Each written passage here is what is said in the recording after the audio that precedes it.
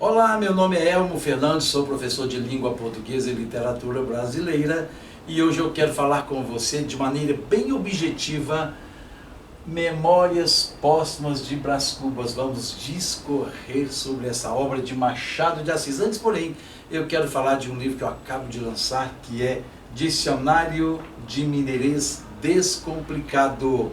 Então, eu separei aqui 1.500 expressões, palavras que o mineiro gosta de falar dentro da língua portuguesa. Então, o mineiro, como eu, nós conseguimos criar um idioma dentro do idioma. Tudo isto está no nosso site elmofernandes.com.br. Então vamos agora falar um pouquinho sobre a obra. Vamos lá? A obra Memórias Póstumas de Brás Cubas. Olha, depois de morto, mas morto mesmo, e mortinho da Silva, o Brás Cubas resolve escrever uma obra. E ele narra lá do outro mundo as suas memórias, né? Então, não sei como é que ele conseguiu não, mas Machado de Assis faz tudo. Então, ele conseguiu fazer as suas memórias, deixar para o leitor se deliciar com as suas memórias.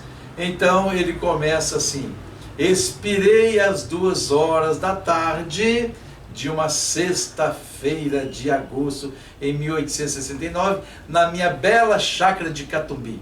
Tinha uns 64 anos, olha, ele fala, tinha uns 64 anos, é interessante isso, rijos, prósperos, era solteiro, possuía cerca de 300 contos, quem vai entender isso, né? E foi acompanhado ao cemitério por 11 amigos, não tinha tanto amigo assim não, né? Após escrever em forma de deboche a sua ascendência, o defunto autor declara que morreu de pneumonia, apanhada quando trabalhava no invento farmacêutico, um tal de emplasto, sabe, que ele resolveu fazer ali, e diz que isso curava a melancolia humana, e isso acabaria por levá-lo à glória, né? Se desse certo, se desse certo.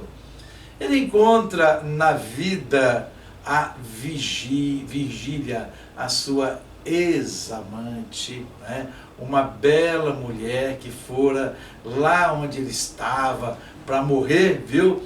E essa mulher visitou no quarto de enfermaria e ela estava acompanhada do filho que tivera com Lobo Neves. Então ele era amante, o Lobo Neves era o marido, e ela teve esse filho com o marido, ok? Com o Lobo Neves, e essa mulher foi visitar o seu amante, que nada mais é do que o Brás Cubas.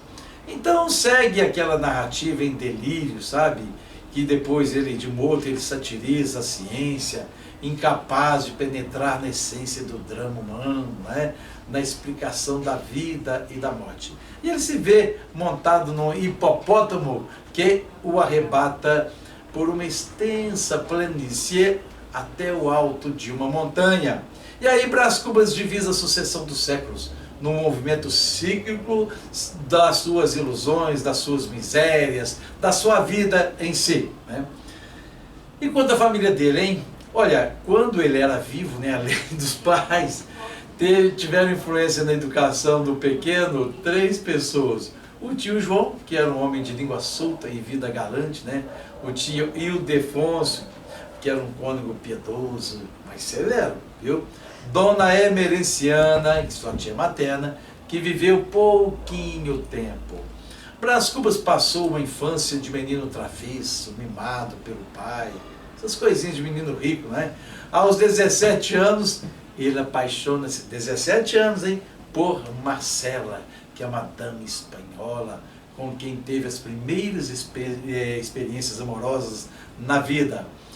E para ele agradar essa volúvel Marcela, interesseiríssima, ele começa a gastar demais, assumindo vários compromissos financeiros e endividando-se. Ela, Marcela, gostava muito de joias, viu?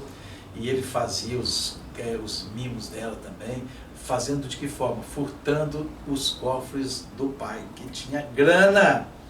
Enfim, a juventude daquele rapaz rico, como eu falei, né? Um rapaz rico e tal, então tinha grana para queimar, inclusive, do pai. Não demora muito a intervenção desse pai, que desconfiado naturalmente, né? Para livrá-lo das garras da voraz espanhola, Marcela mandou estudar em Coimbra. Então lá foi Brás Cubas para Coimbra. Então diz o livro que Marcela amou-me, ele falando, né? Durante 15 meses e 11 contos de réis, nada menos. Isso é o que ele fala nas suas memórias. Em Coimbra, segue o curso jurídico e o bacharelado. Ele faz o quê? Direito, não é? E atendendo a um chamado do pai, ele então regressa de Coimbra ao Rio de Janeiro. A mãe estava muito doente, sabe? E de fato, depois de alguns dias, a mãe falece. Ao passar uns dias lá na Tijuca, no Rio de Janeiro, ele conhece a Eugênia, uma moça bonita, mas com um pequeno defeito que a fazia mancar um pouco. Antigamente o pessoal tinha uma discriminação tremenda, né? Com ela ele vai manter um breve romance. E o pai de Brás Cubas, ele quer ter ambições para o filho, né? Ele quer casá-lo e fazê-lo deputado. Mas o casamento era com a Virgília, viu, que o pai queria, tá? E também ele queria que o pai, né, dessa Virgília, que era influente conselheiro Dutra, fizesse uma boquinha lá para o Brás Cubas. Na verdade, o Brás Cubas não queria nem uma coisa nem outra, mas acaba cedendo-se à vontade do pai. E ele vai conhecer a futura esposa pela qual se apaixona. Os sonhos do pai estavam prestes a realizar-se, bem encaminhado na política e quase noivo. O imprevisto surge, entretanto, com Lobo Neves, que ele roubou a noiva e a cadeira na Câmara. Roubou a Virgília e a cadeira na Câmara. Por isso que mais tarde, se você não entendeu, mais tarde é que ele vai se tornar, viu, aí, amigo, né, entre aspas, da Virgília. Então o que acontece? O pai, vendo tudo isso, né, que não dá para ele, então ele sente-se magoado, vem a falecer dali a alguns meses. A Virgília casa-se com esse Lobo Neves, né, e pouco depois esse Lobo Neves vê-se eleito deputado e marido dela. Mais tarde, num baile, olha o que acontece, hein?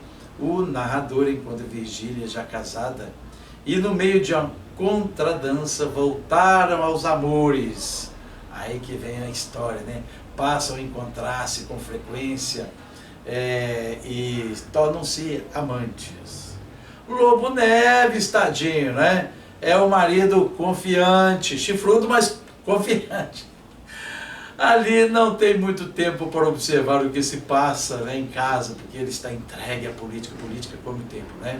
Então, nessa altura, Brás Cubas encontra o seu ex-colega de escola primária, chamado Quincas Borba. Aliás, tem até um livro, né, do Machado de Assis, chamado Quincas Borba também. E eles, Quincas Borba, se tornaram um infeliz mendigo de rua. Depois do encontro, Brás Cubas percebe que o maltrapilho lhe roubaram o relógio. Quincas Borba encontrou ele só para roubar o relógio, né? Os encontros amorosos com Virgília suscitam comentários e mexericos da vizinhança toda, né? E também dos amigos e conhecidos de Brás Cubas. O Brás Cubas se propõe, né, propõe à mulher uma fuga para um lugar bem distante. Ela pensa no marido que a ama, né, que é o Lobo Neves, né, pensa na família e sugere para esconder o amor proibido uma casinha só nossa, metida no jardim, né, em alguma rua escondida. A ideia até parece boa, viu, para Brás Cubas, que sai remoendo a proposta. Uma casinha solitária em alguma rua escondida, né? Tudo certinho para um par de amantes. A Virgília e sua ex-empregada, chamada Dona Plácida, que não tinha muita coisa de Plácida, nada, viu? Era mexeriqueira toda a vida, encarregam-se de adornar a casa onde aparentemente quem reside é essa alcoviteira, não é? Ali os dois amantes se encontram sem maiores embaraços, sem despertarem suspeitas, até que Lobo Neves aceita a presidência de uma província. Ele não descobriu nada ainda, viu? Dessa forma ele teria de afastar-se com a mulher. Aí foi duro para o Brás Cubas, né? Mas apesar de desapontado, o Brás pede a Virgília que não o abandone. É muito amor, né? Tudo parece solução, mas aí acontece um detalhe interessante. Lobo Neves, o marido da Virgília, para agradar o amigo da família, convida quem? Brás Cubas, para acompanhá-lo como secretário, né? Chifrudo e tem um secretário ainda. Ele aceita, viu? Os mexericos se tornam mais intensos. Aí o Cotrim, casado com Sabina, que é o outro personagem da obra, irmã de Brás Cubas, faz ver ao cunhado que a viagem seria uma aventura muito perigosa. Por superstição, né, a nomeação do Diário Oficial acaba saindo no dia 13. Né? Aí Lobo Neves não quer de jeito nenhum, supersticioso toda a vida. Né? Aí ele recebe mais tarde um pouquinho uma carta anônima, atenção, denunciando os amores da esposa com quem? Com o amigo que ia ser secretário dele, Brás Cubas. Isso faz com que os dois amantes se mostrem mais reservados, claro, né? Mas continuam se encontrando. Né?